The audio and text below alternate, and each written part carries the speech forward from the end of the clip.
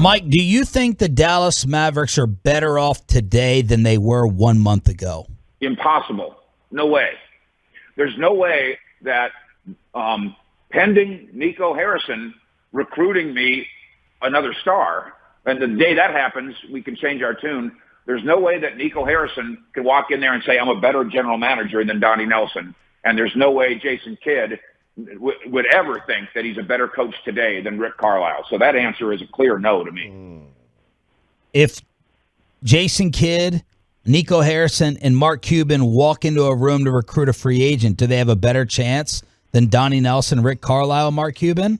That answer's got to be yes, because the track record here for 20 years says that ownership doesn't get it done. Yeah. And I do think it's fair to say, and Rick Carlisle, of course, friend of the show, maybe listening right now as he's driving around with his daughter. It's fair to say that Rick Carlisle was not a successful recruiter. And, of course, as we know, Dirk had no interest in doing it.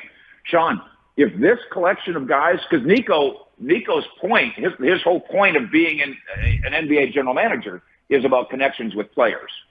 One of Jason Kidd's great points, because it certainly isn't his one-loss record, one of his great points is his connections with players, and that needs to be a Luka point too. If Nico and Kidd can't bring, it doesn't have to be free agents, just has to be star-quality players, can't bring star-quality players to Dallas, then we'll be holding another press conference in 2 years, and we'll have another general manager and another coach. Mike Fisher, Mavs Insider here on The Fan. Is it fair to think that Luka is happier with his head coach today than a month ago? So much so that I think you have to think that Luka helped pick Nico, that Luka helped pick Kidd, that certainly at least the concepts were run by him. As much as we know that Mark Cuban is actually the shadow GM. He's the shadow GM, not Bob Blancaris. And maybe that means they have too many shadow GMs. Cuban has enough wisdom. Hey, you know what? He told me this not too long ago. He said, I listened to Luka the same way I listened to Dirk. And so if that's true, and I believe it is, that would mean that Luka nodded his head to the idea of these changes, and that is a positive thing. For the record, I just want to point out that you said that they probably have a better shot of free agents and that Luka's happier with his coach today, and I think that could lead one to say that the Mavs are better off today than they were a month ago. Well, show me. This organization, and it's to Cuban's credit in a sense because he's so accessible, that's how we know about all these pipe dreams, because for the last 20 years I've written about these incredible pipe dreams that the Mavericks are thinking of. Well, they really do think of it, then they just don't quite get it done. Maybe it would have served them better to never say how much they wanted LeBron.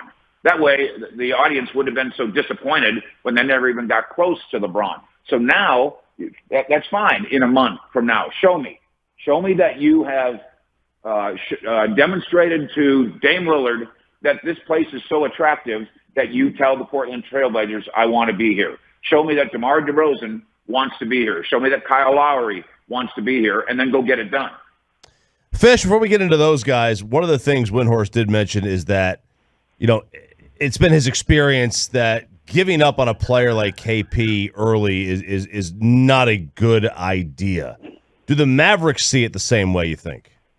Well, one way to salvage the KP relationship with Luka, which is a bad relationship, bad, not strained, not ups and downs, bad.